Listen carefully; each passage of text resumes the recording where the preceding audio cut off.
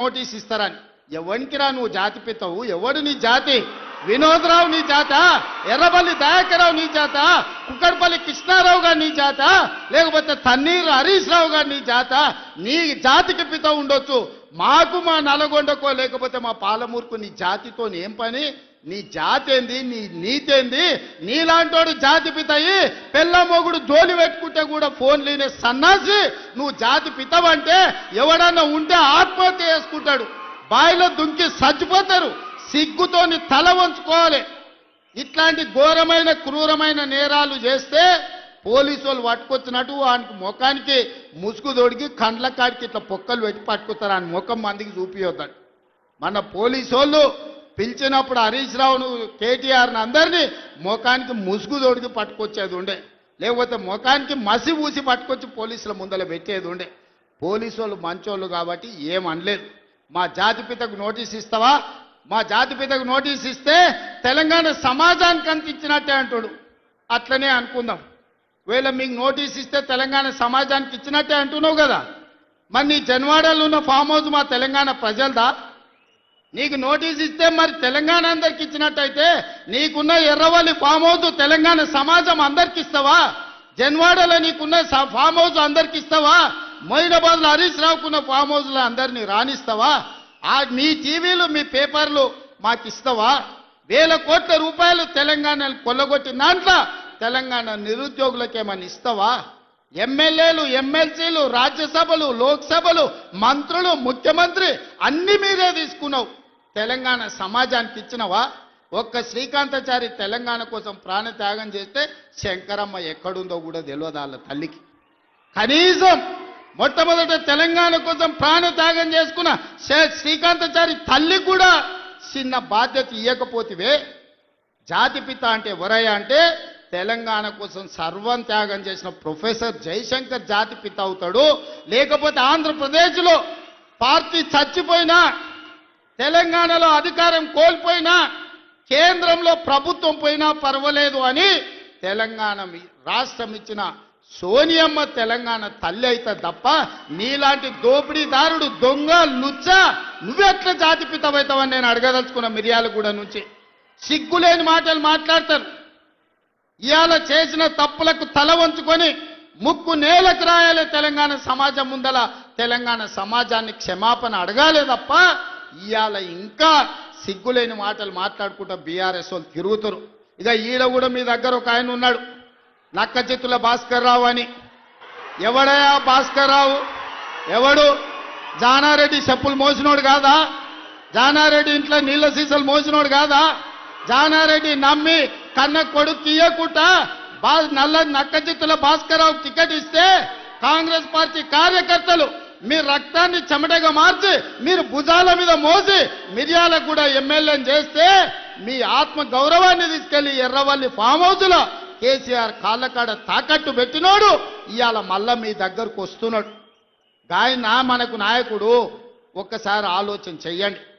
ఇవాళ ఈ నక్కచిత్తుల భాస్కర్ రావు ఇవాళ మనోళ్ళు నామినేషన్ వేస్తే బెదిరిస్తుండంట మీరు వాపసు తీసుకోవాలని. చింతపండు అవుతుంది భాస్కర్ రావు, నువ్వు అనుకుంటున్నామేమో. ఈ వేదిక మీద ఉన్న మేము ఎవరం జానారెడ్డి లాగా పెద్ద మనసు ఉన్నోళ్ళం కాదు. చింతపండు అవుతుంది నువ్వు అనుకుంటున్నావు. నీ తెలివితేటలన్నీ కత్తిపెట్టు, పోతావు మళ్ళా ఖమ్మం ఇట్లకెళ్ళ కూడా ఉండవు. నువ్వేదో తెలివితేటలు అనుకొని ఇక్కడ ఉన్నోళ్ళని బెదిరిస్తా. నాకు జానారెడ్డి సార్ తెలుసు, నాకు రఘువీరెడ్డి సార్ తెలుసు, లేకపోతే నాకు సుఖేందర్ రెడ్డి సార్ తెలుసు, ఈపులు వలిగేటప్పుడు అడ్డం వస్తారు అనుకుంటున్నామేమో. ఎవరు అడ్డం రారు. వాళ్ళందరూ నాకు చెప్పారు పలగాల్సిందే చింతపండు కావాల్సిందే భాస్కర్ రావు కానీ. వాళ్ళందరిని అడిగినా ఏం సంగతి అని. ఇక ఏం లేదు, చింతపండు కావాల్సిందే, చింతపండు చేయని చెప్పారు. అందుకే కాంగ్రెస్ పార్టీ కార్యకర్తలకు నేను చెప్పదలుచుకున్నా, ఎవరు భయపడాల్సిన పని లేదు. ఇట్లాంటి నక్క చిత్తులో చాలా మంది వస్తుంటారు. ఈ వినయాలన్నీ మన దగ్గర వనికిరావు. నమ్మి ఎమ్మెల్యేని చేస్తే నాగార్జున సాగర్ ఉప ఎన్నికలు జానారెడ్డిని ఓడగొట్టడానికి ఇల్లు తిరిగిండు. ఇంతకంటే మోసగాడు ఎవడని ఉంటాడా? ఇట్లాంటి మోసగాళ్ళని గెలవనిచ్చారంటే మిర్యాలకు కూడా గౌరవమే పోతుంది. అందుకే మిత్రులారా, ఈ మున్సిపల్ ఎన్నికల్లో ఈ వేదిక మీద నుంచి నేను ఒక్కటే మాట చెప్పదలుచుకున్నా. మిర్యాలగూడ, నల్గొండ జిల్లాలో ఉండే 18 మున్సిపాలిటీల మీద నాకేం ఆలోచన లేదు, నాకేం రంది లేదు. 100% మీరు గెలిపిస్తారు, నాకు నమ్మకం ఉంది. కానీ రాష్ట్రంలో 123 గెలిచి తీరాలి. ప్రజలకు ఈరోజు సంక్షేమం అందాలి అంటే, తెలంగాణ రాష్ట్రం అభివృద్ధి జరగాలి అని అంటే, ఈ 2 ఏళ్ల తెలంగాణ మున్సిపాలిటీలలో 17,472 కోట్ల రూపాయలు మనం ఖర్చు పెట్టినాం. కేవలం నల్గొండ జిల్లా మున్సిపాలిటీలకు 2,028 కోట్ల రూపాయలు ఖర్చు పెట్టినాం. మీ మిర్యాలగూడ మున్సిపాలిటీలో 295 కోట్ల రూపాయలు నిధుల మంజూరు చేసినాం. ఇవన్నీ మీ సమస్యలకు పరిష్కారం సరిపోతాయంటే సరిపోవు. భవిష్యత్తులో వేల కోట్ల రూపాయలు తీసుకొచ్చి మీ మున్సిపాలిటీలను అభివృద్ధి చేసే బాధ్యత నాది. మున్సిపల్ శాఖ నా దగ్గరనే ఉంది. స్వయంగా నేనే పర్యవేక్షిస్తున్నా. మీ మిర్యాలగూడానికి ఏం కావాలనో, నల్గొండ మున్సిపల్ కార్పొరేషన్కి ఏం కావాలనో, నాగార్జున సాగర్ల ఇండ్ల పట్టాలు ఇచ్చారు, కొన్ని పెండింగ్ ఉన్నాయి. జయవీర్ వచ్చి నాకు చెప్పిండు, ఎన్నికలు అవ్వంగానే మీ నాగార్జున సాగర్లో ఉన్న మున్సిపాలిటీ నందికొండలో ఉన్న ఇండ్ల పట్టాల సమస్యను కూడా ఇవాళ పరిష్కరించే బాధ్యత మన ప్రభుత్వం తీసుకుంటుంది. అందుకే ఇవాళ వడ్డించేటోడు మనోడు ఉన్నాడు, కానీ అడిగేటోడు కూడా మనోడు ఉండాలి. ఎవడన్నా అవతలోడు ఉంటే మంత్రులను అడగడు, మంత్రుల దగ్గరికి ఓడు. మనోడై ఉండాలి, మంత్రుల దగ్గరికి పోయేటోడు ఉండాలి. వెనకటికి పెద్దోళ్ళు చెప్పారు, మట్టి పనికి పోయినా ఇంచోడే పోవాలని. మరి ఇవాళ మీ మున్సిపాలిటీలు గెలవాలంటే కౌన్సిలర్లు, కార్పొరేటర్లు మనోళ్ళు ఉండాలి. అందుకే ఆలోచన చేయండి. 2 ఏళ్లే పూర్తి అయింది, ఇంకా 8 ఏళ్ళు మనమే అధికారంలో ఉంటాం. ఈ 8 ఏళ్లల్లా మీ మున్సిపాలిటీలను అద్దమోలే తీర్చిదిద్దే బాధ్యత మనం ప్రభుత్వం తీసుకుంటుంది.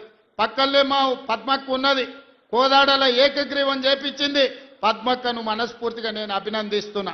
ఇవాళ మున్సిపాలిటీలలో మన ఎన్నికల్లో మనం గెలవాలి. మనం ఈ గెలిస్తే పేదవాడు గెలిచినట్టు. ఈ ఎన్నికల్లో గెలవడం ద్వారా మీ బస్తీలు అభివృద్ధి జరుగుతాయి, మీ కాలనీలు అభివృద్ధి జరుగుతాయి. అభివృద్ధి జరగాలంటే అధికార పార్టీ గెలవాలి. అప్పుడే మీకు నిధులు వరదై పారుతాయి, మీ ప్రాంతాన్ని అభివృద్ధి చేసుకునే అవకాశం ఉంటుంది. చివరగా ఒక్క మాట చెప్పదలుచుకున్నా. మిర్యాలగూడల లక్ష్మారెడ్డి టికెట్ అడిగాడు, శంకర్ నాయక్ టికెట్ అడిగాడు, రఘువీరెడ్డి టికెట్ అడిగాడు. అవునా? అవునా? ఎన్నికలప్పుడు లక్ష్మారెడ్డి ఎమ్మెల్యే అయిండు, శంకర్ నాయక్ ఎమ్మెల్సీ అయిండు, రఘువీరెడ్డి ఎంపీ అయిండు. ఏనన్నా 3 పదవులు ఒక ఎమ్మెల్యే అడిగిన టికెట్లలోకి వచ్చినావా? మీరు ఆలోచన చేయరు. మా కొడంగల్లో కూడా నేను ఇచ్చుకోలేకపోయినా. కానీ మిర్యాలగూడ కార్యకర్తల అదృష్టం, టికెట్ అడిగిన 3కి ఒక ఆయన ఎమ్మెల్సీ, ఒక ఆయన ఎమ్మెల్యే, ఇంకొక ఆయన ఎంపీ అయిండు. మీరు ఒక్క ఓటేస్తే మీరు 3 సేవకులు మీకు వచ్చారు. అదనంగా మీకు వెంకటరెడ్డి, ఉత్తమ్ కుమార్ రెడ్డి గారు మంత్రులుగా మీకు అందుబాటులోనే ఉన్నారు. కాబట్టి మిర్యాలగూడ ప్రజలు అదృష్టవంతులు. ఈ ప్రాంతం అభివృద్ధి చెందుతుంది. రేషన్ కార్డులు ఇచ్చినప్పుడైనా, కార్యక్రమాలు తీసుకున్నప్పుడైనా, మంచి కార్యక్రమం ఏది మొదలుపెట్టినా నల్గొండ జిల్లా ఈ ప్రాంతం నుంచే మొదలు పెడుతున్నాం. ఇది కూడా చాలా మంచి కార్యక్రమం, ప్రజలకు ఉపయోగపడే కార్యక్రమం. ఈ మున్సిపల్ ఎన్నికల్లో మీరు ఒక్కటే గుర్తుపెట్టుకోండి, ఒక్కసారి ఆలోచన చేయండి. బూతులకు పోయిన తర్వాత ఇవాళ మా ఇందిరమ్మ చీరలు కట్టుకున్న అక్కలు ఆ ఎల్ల బతుకమ్మ చీరలు ఇచ్చిండ్రు. ఎన్నడన్నా కట్టుకునే కాబీలు ఉండేనా? బాయికాడ పిట్టల్ని భయపెట్టడానికి ఆనాడు బతుకమ్మ చీరలు కట్టిండ్రు. ఇవాళ మా అక్కలు బాజాబ్తా సారె పెట్టుకున్నట్టు, తల్లిగారింటికి పోతే చీర పెడితే సారె పెట్టినట్టుగా ఇవాళ చీరలు కట్టుకొని మా అక్కలు వచ్చిర్రు. ధైర్యంగా ఇది మా ఇందిరమ్మ చీర, మా ప్రభుత్వం ఇచ్చిందని కట్టుకొని వచ్చారు. ఎంత మంచిగా ఉన్నారో చూడు, ఎంత చక్కగా కనిపిస్తారో. దసరా పండుగలాగా జమ్మికెళ్ళినట్టుంది మా అక్కల్ని చూస్తుంటే. పాలపిట్ట కలర్, జమ్మికెళ్ళి పాలపిట్టను చూడడానికి పోతాం. ఇవాళ మా అక్కల చీరలు కూడా పాలపిట్ట కలర్తో ఎట్లా మెరిసిపోతురో చూడు ఆ స్క్రీన్ మీద. మా మగోళ్ళందరూ కూడా వాళ్ళు అడిగేటట్టు మాకు కూడా ఇస్తే మేము కూడా కట్టుకుంటామని. అందుకే మిత్రులారా, ఇవాళ ఓటేసే ముందల సన్న బియ్యాన్ని గుర్తు చేసుకోండి, ఓటేసే ముందల రేషన్ కార్డును గుర్తు చేసుకోండి, ఓటేసే ముందల 200 యూనిట్లు ఉచిత కరెంటు గుర్తు చేసుకోండి, ఓటేసే ముందల రైతు భరోసా గుర్తు చేసుకోండి, ఓటేసే ముందల రైతు రుణమాఫీ గుర్తు చేసుకోండి, ఓటేసే ముందల ఉచిత బస్సు ప్రయాణాన్ని గుర్తు చేసుకోండి, ఓటేసే ముందల 70,000 ప్రభుత్వ ఉద్యోగాలు మీ పిల్లలకి ఇచ్చిన విషయాన్ని మీరు ఇవాళ మీరు గుర్తు చేసుకోండి. ఇట్లా ఓటుకు లైన్లో నిలబడ్డప్పుడు 2 ఏళ్లలో మనకేమన్నా వచ్చిందా? 2 ఏళ్లలో ఇందిరమ్మ ఇల్లు మాకు ఎన్ని వచ్చినాయని లెక్క తీసుకోండి. ఇవాళ ఆలోచన